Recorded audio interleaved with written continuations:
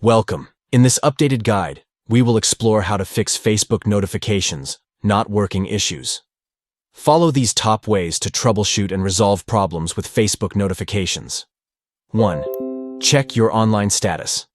Ensure that you are online and connected to the internet to receive Facebook notifications. Being online is essential for notifications to be delivered in real time. 2.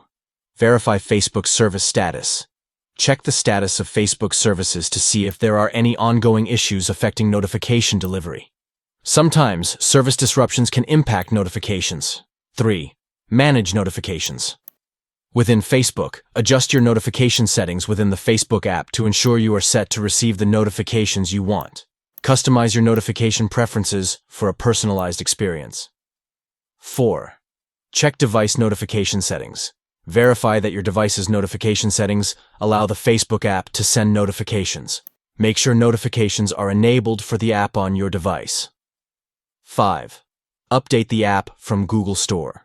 Ensure you have the latest version of the Facebook app installed on your device. Updating the app from the Google Play Store can resolve notification issues by addressing any bugs or glitches.